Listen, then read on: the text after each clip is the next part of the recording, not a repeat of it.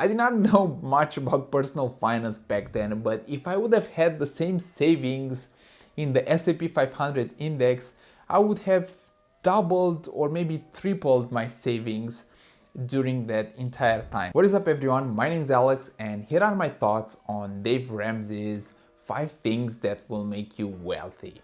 The first thing that he mentions that was gonna make you wealthy or make us wealthy is to have a budget.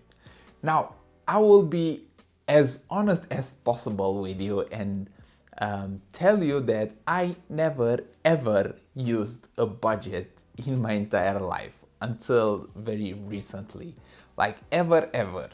But I still managed to save a good chunk of money when I was in college and since I started working. But the problem was that I never knew how much was I saving, like what percentage of the money that was coming in I was actually saving. Was it 10, 20, 30, 40%? I never knew.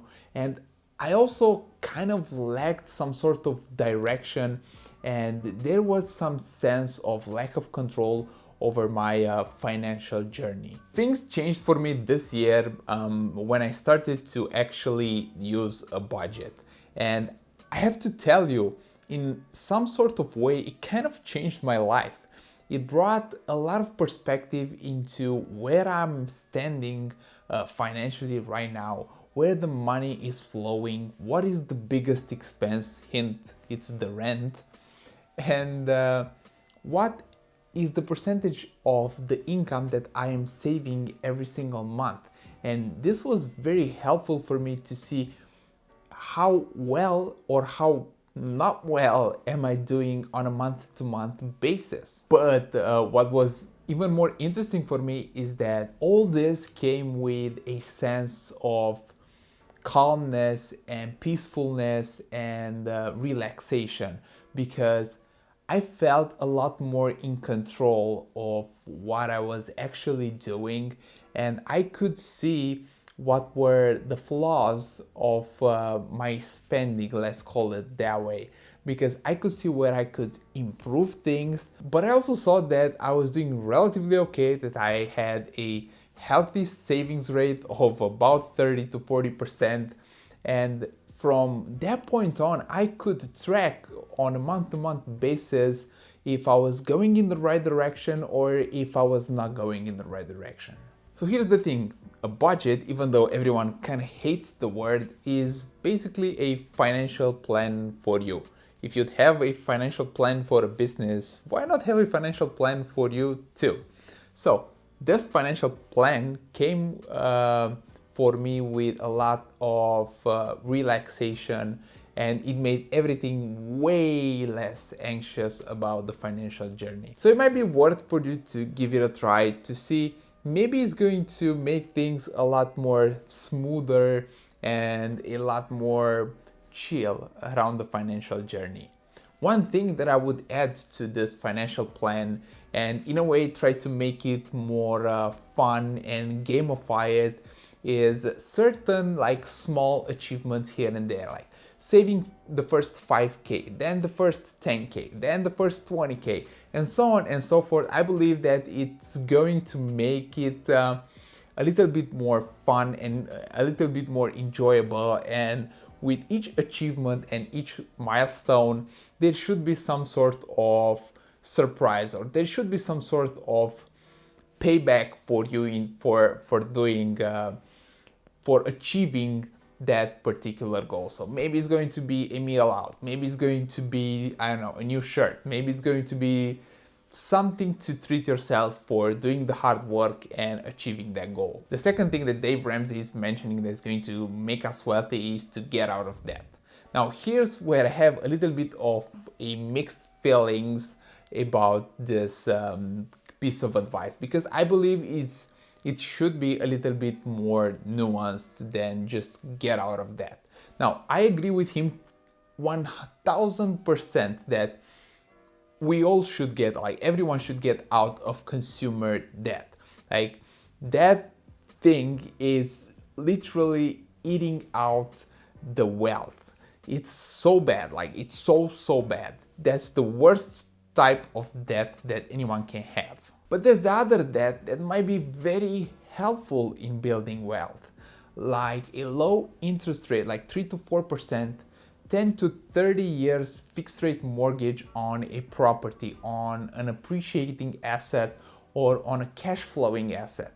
That debt could be very, very useful in building wealth and in building it faster than any other way. On top of this, in this environment that we are living right now, when the central banks are printing money like drunken sailors, it could also be a hedge against inflation, and it could protect a lot of people against inflation. I know he's adamant on having no debt, not even a mortgage on a house.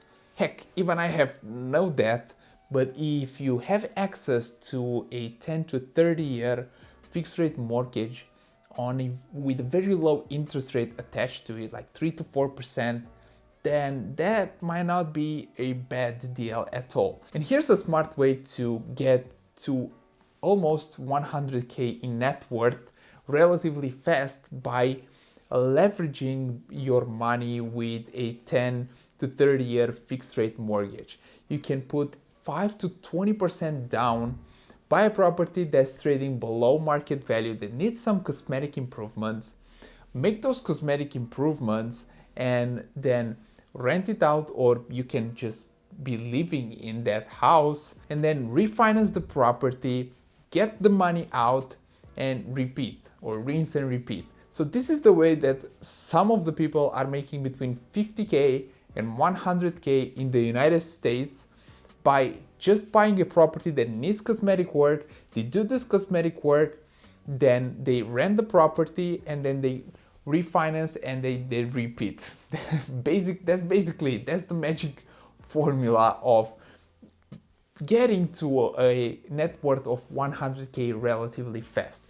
Meet Kevin is the king of this strategy, and I learned a lot of it from him. So you might want to go and check him out because you will learn a ton about this from him. I hope you understand where I'm coming from and why I believe that this should be a little bit more nuanced. The third thing that Dave Ramsey says that's going to make us wealthy is to live on less than you make. I mean, this is a no-brainer.